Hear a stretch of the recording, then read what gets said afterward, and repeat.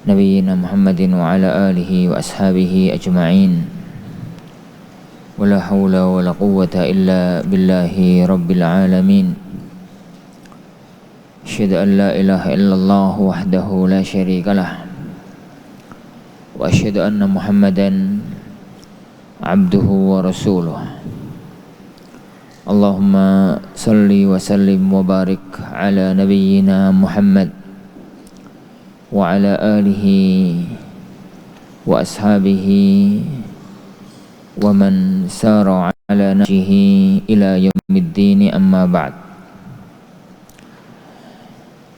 Akhwani wa akhwati fiddin azani Allah wa iyyakum. Melanjutkan kajian kita membaca dan mempelajari bersama matan al-ghayah wa taqrib.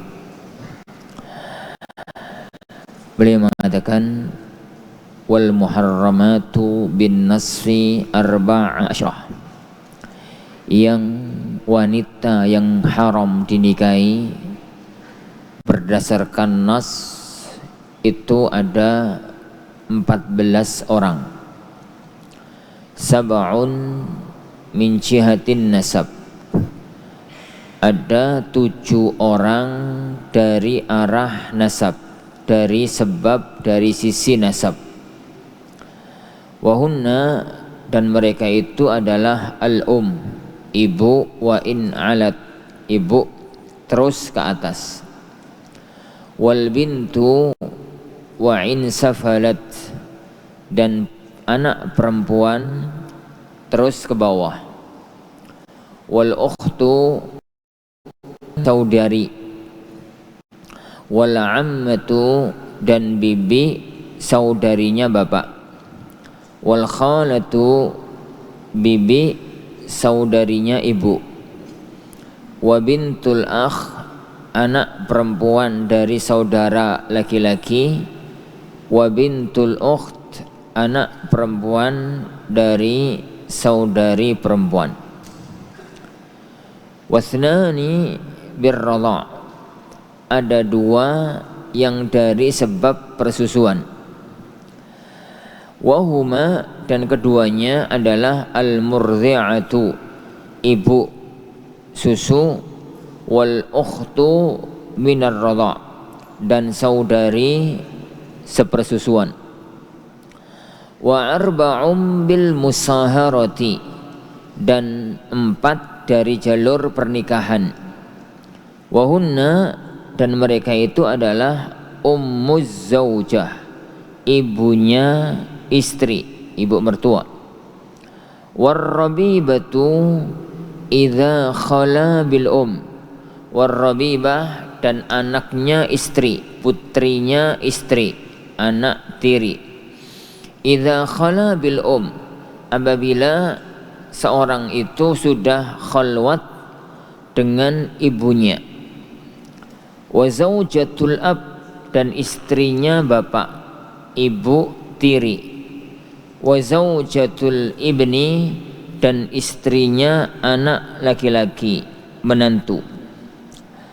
Yang terakhir, yang ke-14, wa yahrumu minar radha ma yahrumu minan nasab. Afwan, salah. Wa yahrumu minar radha ma yahrumu minan nasab, dan haram karena sebab persusuan apa yang haram karena sebab pernikahan. Wa wahidatun min jihatil jama', dan 1 lagi karena sebab poligami. Wahia ukhtuz zaujah, saudarinya istri. Wala yajma'u bainal mar'ati wa ammatiha wa khalatiha, dan tidak boleh mempoligami seorang wanita bareng dengan bibi dari jalur bapak atau bibinya dari jalur ibu. Tek. Bab yang ada di hadapan kita para ikhwah fiddin azanillahu wa iyyakum adalah bab tentang al-muharramat. Al-muharramat itu wanita yang haram dinikahi, wanita yang haram dinikahi. Sedangkan mahram adalah wanita yang haram dinikahi selama-lamanya. Karena al-muharramat, wanita yang haram dinikahi itu ada dua macam.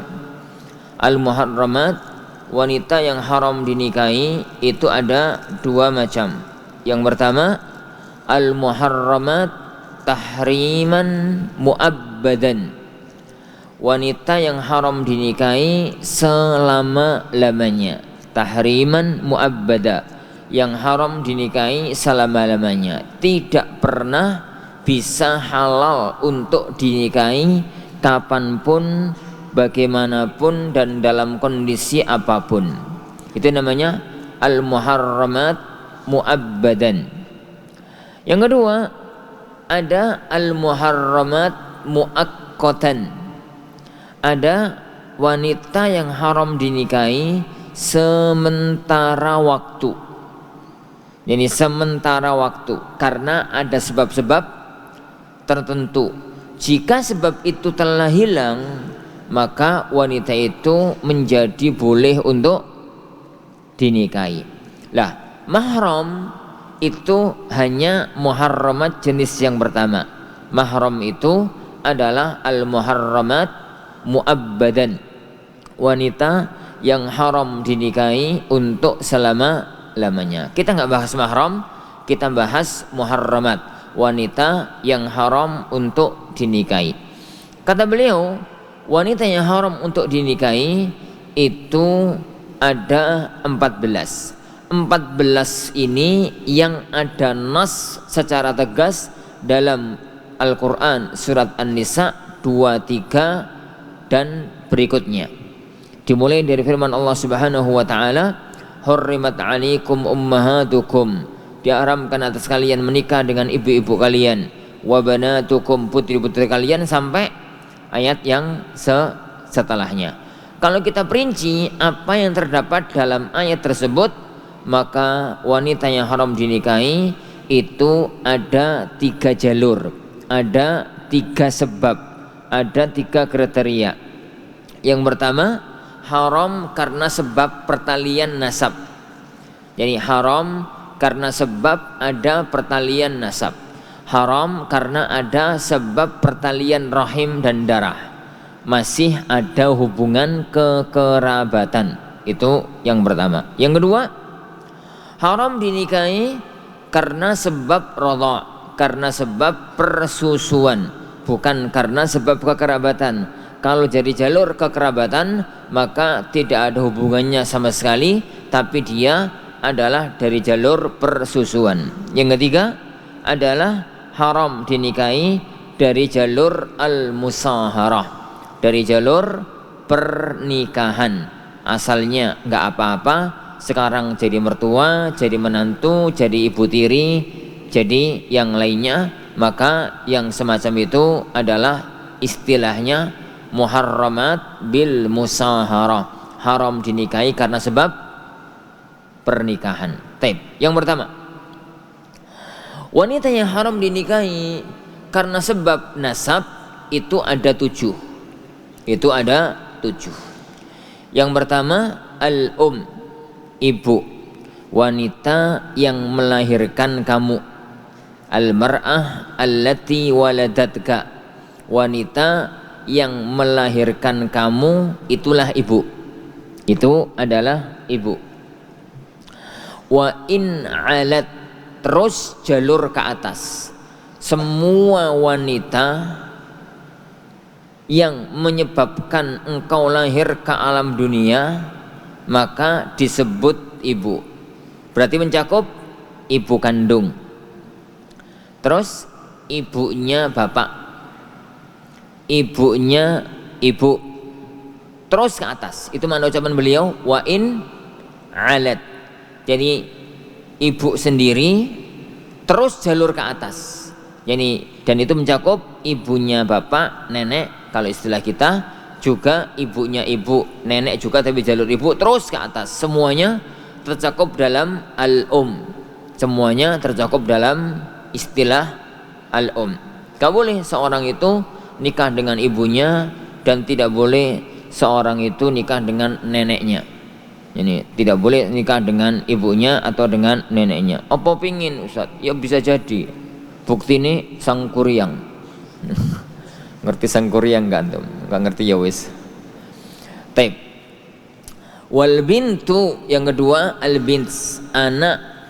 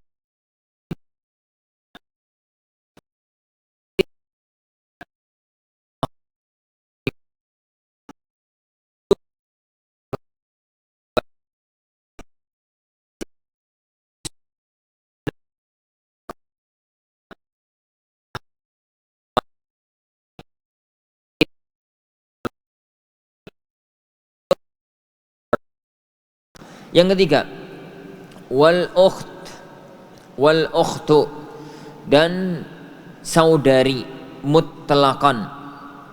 Saudari ini mutlak, saudari kandung, saudari sebapak, saudari seibu. Saudari kandung bapak dan ibunya sama. Kalau saudari sebapak, bapaknya sama beda ibu. Atau saudari seibu adalah ibunya sama beda bapak, ibunya sama beda bapak. Nah, itu al-ukht. Jadi saudari mutlaqan. Saudari mutlaqan. Al-ammah, ammah itu saudarinya bapak mutlaqan. Al-ammatu mutlaqan. Jadi saudarinya bapak secara mutlak. Makna secara mutlak adalah saudari kandungnya bapak, saudari sebapaknya bapak, atau saudari seibunya bapak. Dilihat dari orang tua laki-laki dari bapak. Kalau dia punya saudari, baik itu saudari kandung, saudari sebapak, saudari seibu, maka saudarinya bapak namanya ammah. Dan terus ke atas. Maksudnya ke atas adalah saudarinya bapak itu ammah, saudarinya kakek juga ammah, saudarinya bapaknya kakek juga ammah. Bedanya kalau saudari bapak itu al-ammah al-qaribah, ammah yang dekat. Kalau saudarinya kakek maka al-ammah al-ba'idah, ammah yang jauh. Semakin ke atas semakin jauh, tapi wis mati. Itu ammah. Yang berikutnya al-khalah mutlaqan. Al-khalah mutlaqan. Khalah itu saudarinya ibu. Khalah itu saudarinya ibu. Ucapan saya mutlaqan maknanya adalah baik itu saudari kandungnya ibu atau saudari kandungnya saudari sebapaknya ibu atau saudari seibunya ibu. Jadi ibu itu punya saudari kandung, saudari sebapak, saudari seibu, maka statusnya dengan kita adalah khalah. Khalah secara mutlak. Taib. Wa in alat, terus ke atas. Ke atas maksudnya saudarinya mbah nenek, saudarinya ibu nenek, saudarinya neneknya nenek, terus ke atas. Semua saudari yang dari jalur orang tua kita, kalau dari jalur laki-laki namanya ammah, dari jalur perempuan namanya khalah, dan dua-duanya adalah wanita yang haram untuk dinikahi. Yang keenam, wa bintul akh, putrinya saudara mutlakon. Putrinya saudara mutlakon, yakni saudara kandung, saudara sebapak maupun saudara seibu. Kalau punya anak perempuan terus ke bawah, maka statusnya adalah bintul akh yang haram untuk dinikahi. Masuk dalam lafaz bint kembali pada apa yang kita katakan di awal tadi.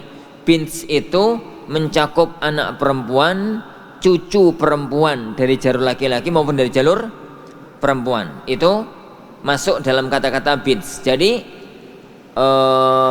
baik itu adalah anaknya atau putrinya saudara kandung, putrinya saudara sebapak, putrinya saudara seibu, maka dia tercakup dalam wanita yang haram dinikahi, bintul akh.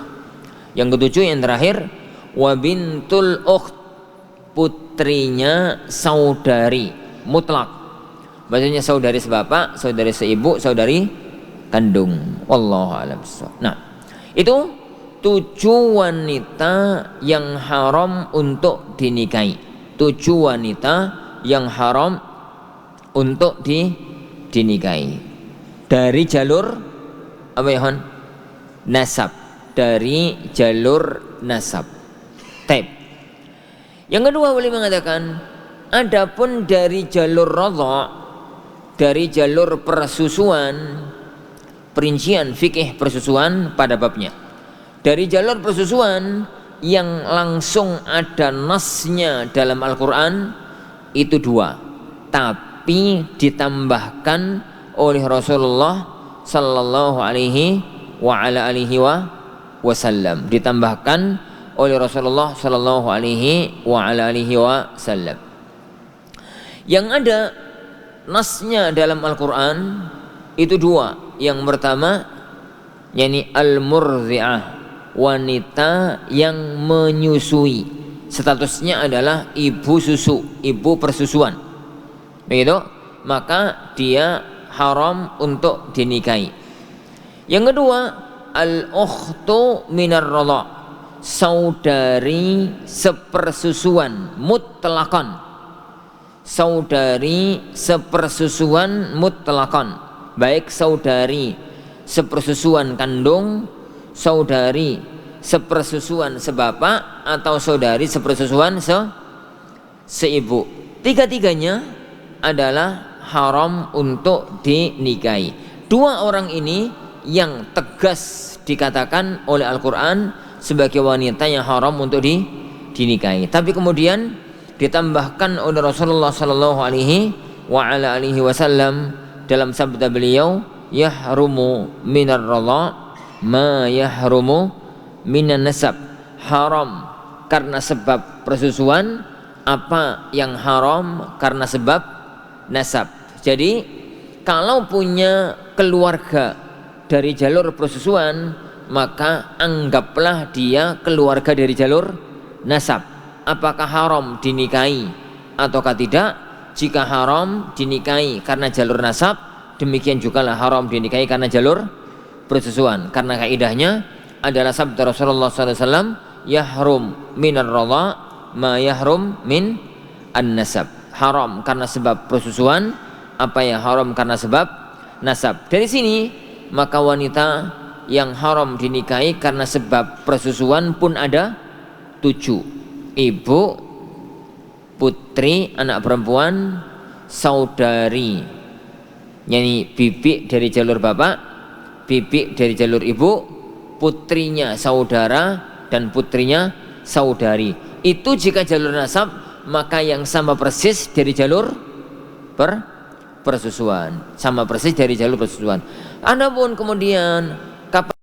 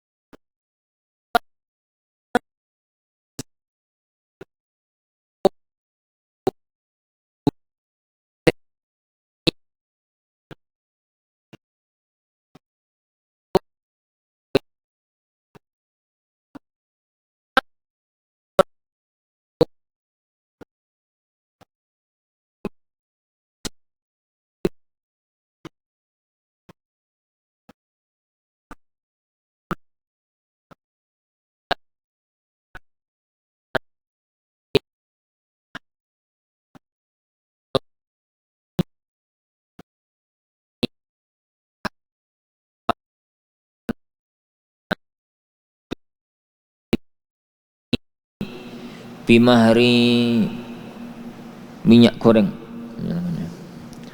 bimahri apa lah. Begitu dia akad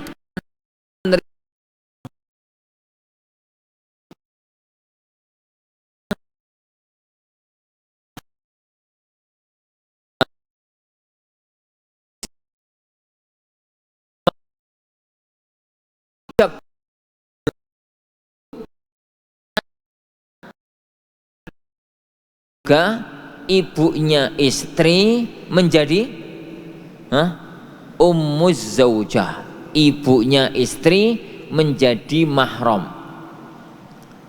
Tidak boleh kemudian untuk dinikahi. Contoh, untuk menikah sama akhwat lebih cantik daripada putrinya.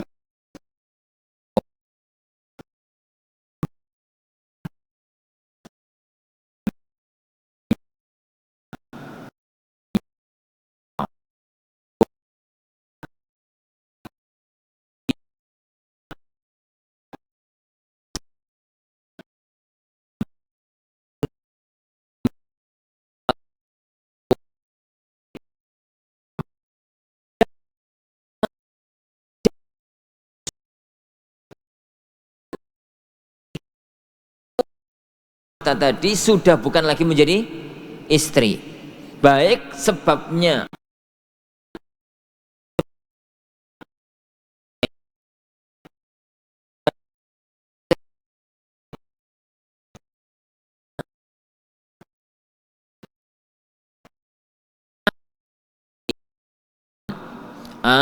nikah dengan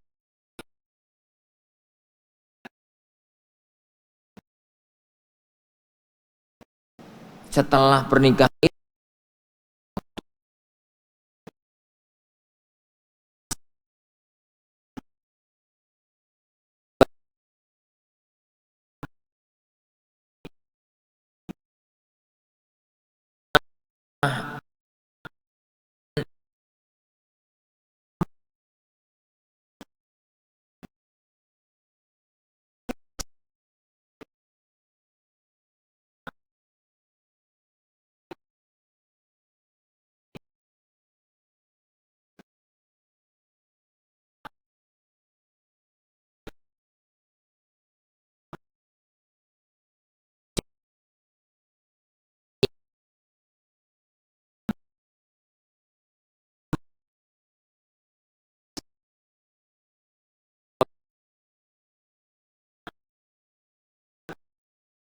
mahram untuk selama berarti dia itu ada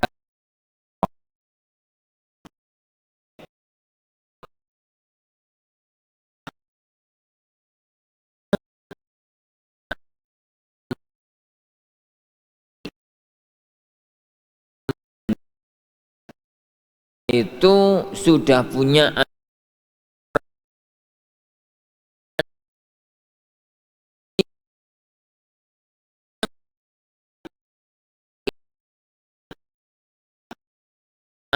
tiri. Robiba itu bahasa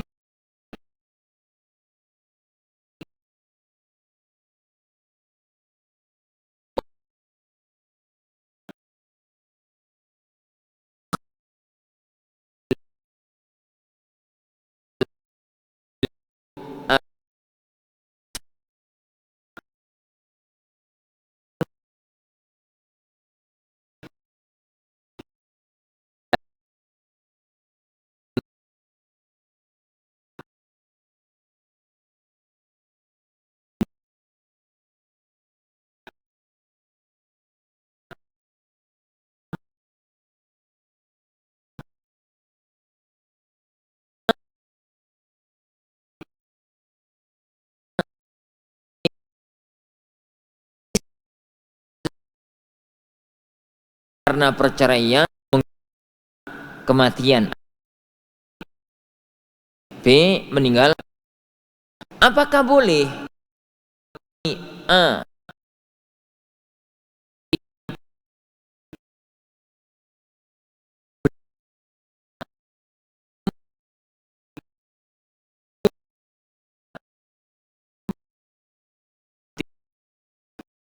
Jadi jika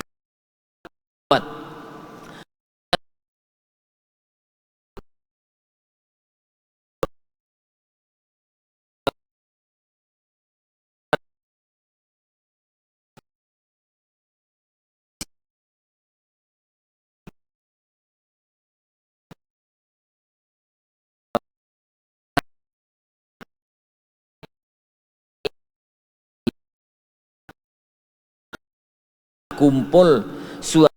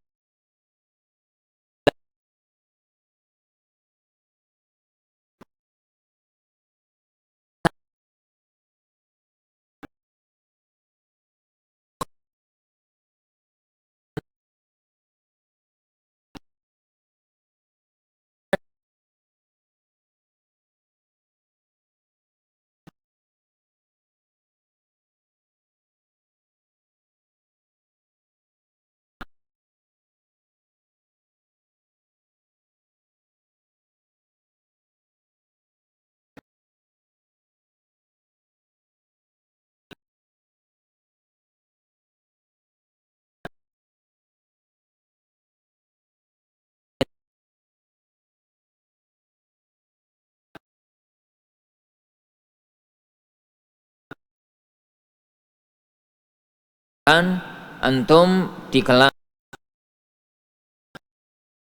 ngono ya ada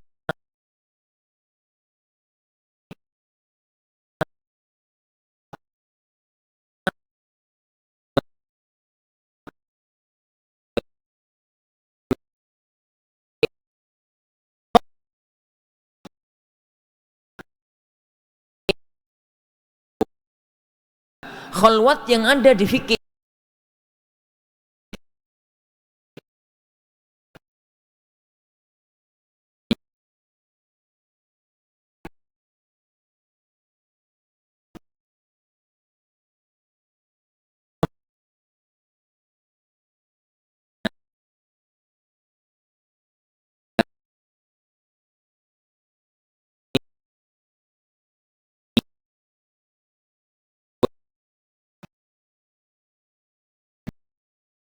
wis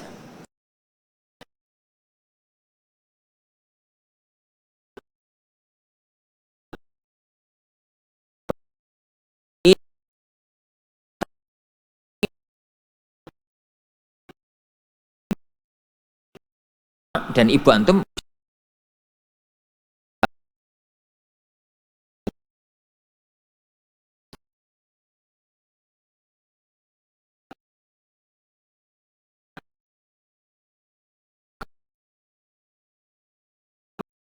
nikah dengan seorang wanita dan sudah terjadi akad, maka wanita itu mahram bagi kita, mahram bagi kita, meskipun seandainya bapak kita sudah pisah dengan istrinya, baik pisah wafat maupun pisah cerai, baik pisah wafat maupun pisah cerai.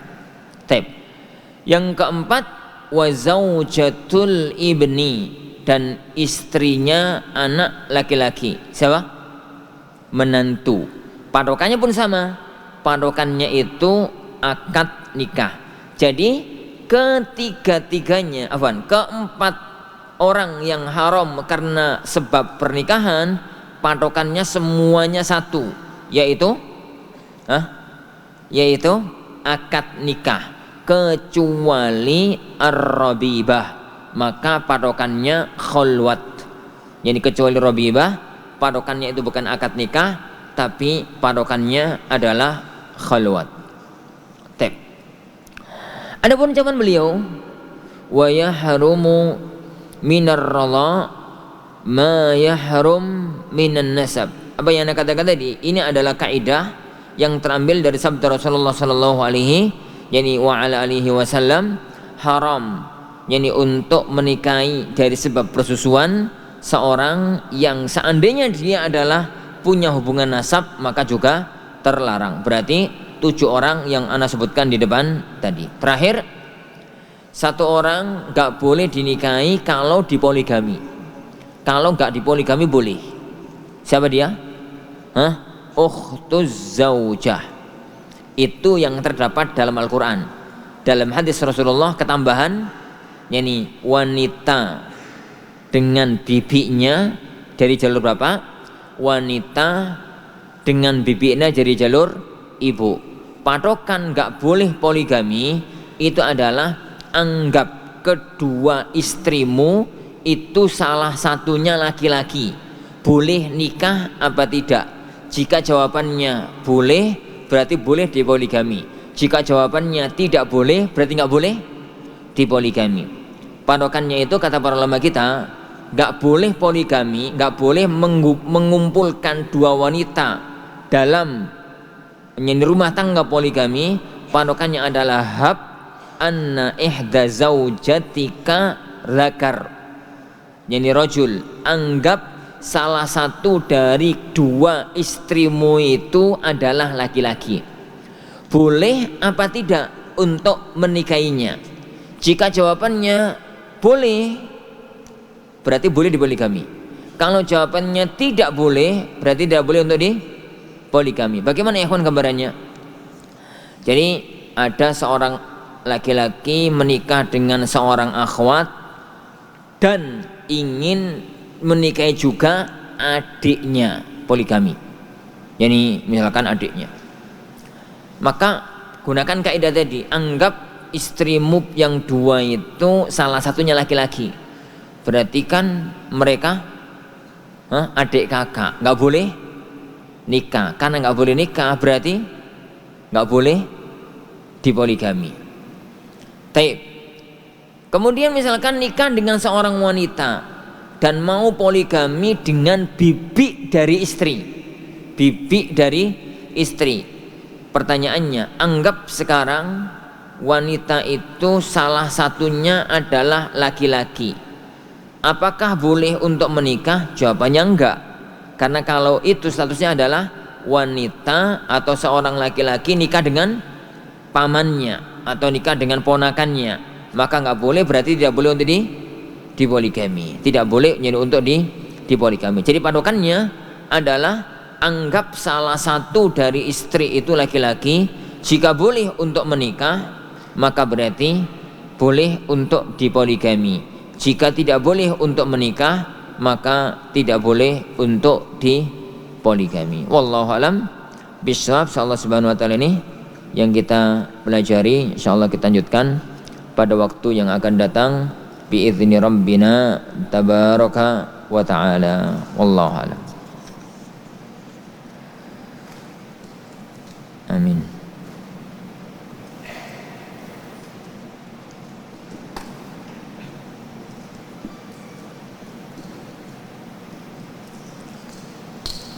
Apabila ada A yang ayahnya menikahi perempuan yang sudah punya anak, apakah anaknya mahram bagi si A? Maksudnya apa? Ada seorang duda punya anak laki-laki. Dia itu menikah dengan seorang janda punya anak perempuan. Itu ya. Jadi ada seorang duda punya anak laki-laki menikah dengan janda punya anak perempuan. Pertanyaannya, apakah kedua anak ini jadi mahram karena orang tuanya nikah? Apakah kedua anak ini jadi mahram karena orang tuanya nikah? Jawabannya tidak. Jadi yang paling benar kalau dalam kasus semacam itu, ayah nikah sama ibu, anak nikah sama anak itu. Jadi anak nikah sama anak, nggak masalah anak nikah sama anak, karena keduanya bukan mahram. Karena dua anak itu bapak dan ibunya beda. Jadi bapak dan ibunya beda dan bukan wanita yang haram untuk dinikahi. Apakah boleh jikalau kita menikahi adik iparnya paman kita? Adik iparnya paman. Adik paman kupi. Paman punya istri. Istri paman punya adik. Terus kita kepincut karo adiknya istrinya paman. Gitu ya? Bener ya? Ya bener ya? Bener ya misalnya, mau nikah sama adiknya istrinya paman. Kalau itu yang dimaksud boleh. Kalau itu yang dimaksud boleh, nggak ada masalah. Karena nggak ada hubungan antara keduanya.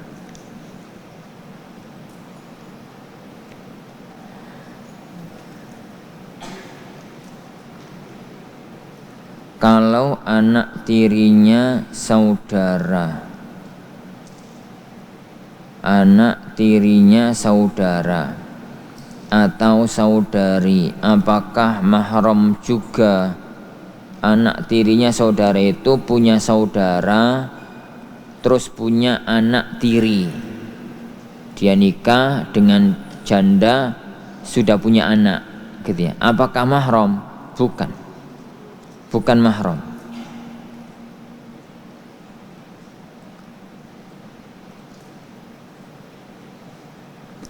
Apakah muharramat dari jalur nasab semuanya mahram kita? Iya.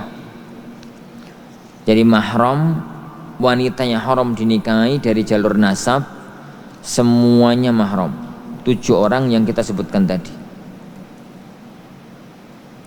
Apakah termasuk kebaikan menikahi sepupu, atau lebih baik menikahi wanita yang belum pernah kita kenal? Lebih baik mana?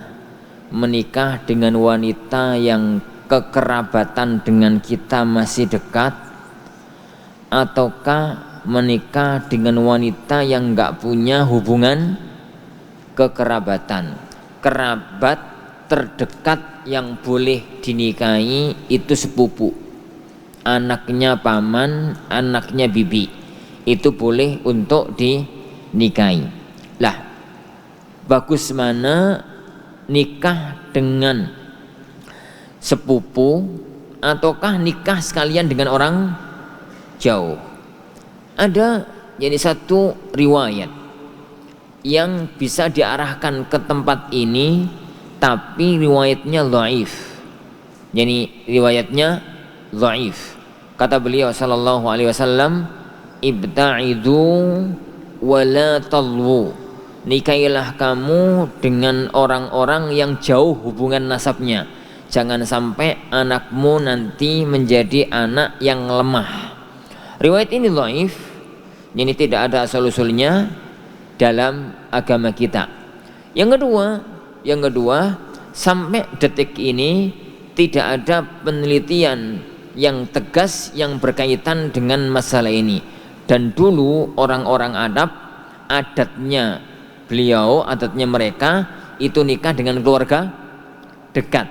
Rasulullah SAW menikahkan putrinya Fatimah dengan Ali, dan keduanya sangat dekat karena Rasulullah SAW dengan Ali itu sepupu, berarti itu pernikahan antara seorang laki-laki dengan putri sepupunya. Ternyata yang lahir bukan anak yang lemah, yang lahir adalah Hasan dan Husain, yakni 2 pemuka penduduk surga. Lah, dari sisi itu maka cara fikih, secara syar'i nggak ada masalah. Tinggal kalau pertanyaannya lebih baik mana, sangat tergantung kepada kondisi. Kalau kemudian kita lihat sepupunya itu adalah wanita yang butuh yani untuk cepat-cepat mendapatkan perhatian karena ditinggal wafat oleh bapak dan ibunya misalkan begitu, yani maka sebaiknya yani untuk dinikahi. Tapi kalau kemudian tidak, maka bisa jadi menikah dengan yang lain itu lebih utama, sangat tergantung kepada kondisi yang ada.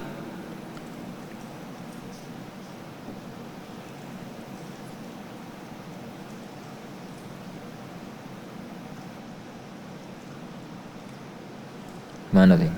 Apakah perempuan haram menikah dengan laki-laki seperti laki-laki haram menikah dengan perempuan yang ada di kitab? Apa karpe? Alakulli ikhwan, yang kita bahas ini adalah dari sisi laki-laki. Jadi istilah muharramat itu tinjauan laki-laki. Kalau dibalik ya sama. Kalau dari tinjauan wanita, ada laki-laki yang nggak boleh menikahinya, bapak, saudara, terus paman dari jalur bapak, paman dari jalur ibu, anak laki-laki, keponakan laki-laki, anaknya saudara laki-laki, keponakan laki-laki, anaknya saudara perempuan. Tinggal dibalik aja.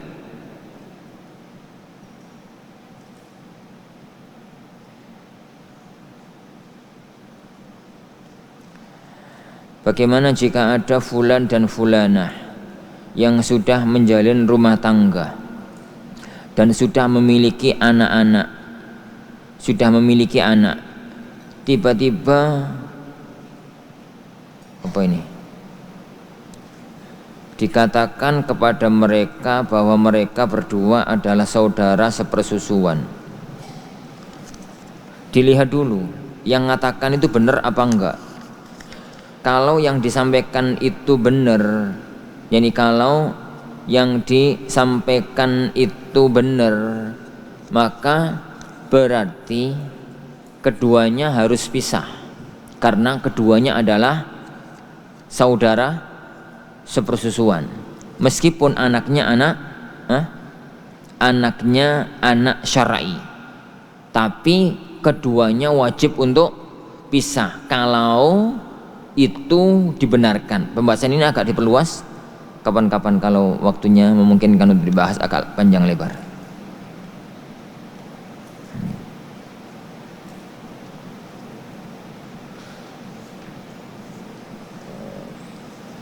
Tapi ikhwan, insyaallah subhanahu wa ta'ala ini yang kita pelajari pada pertemuan ini, insyaallah subhanahu wa ta'ala kita lanjutkan pada waktu yang akan datang bi'idzni rabbina tabaraka wa ta'ala. Kita akhiri subhanakallahumma hamdik, asyhadu an la ilaha illa anta, astaghfiruka wa atubu ilaik. Wa sallallahu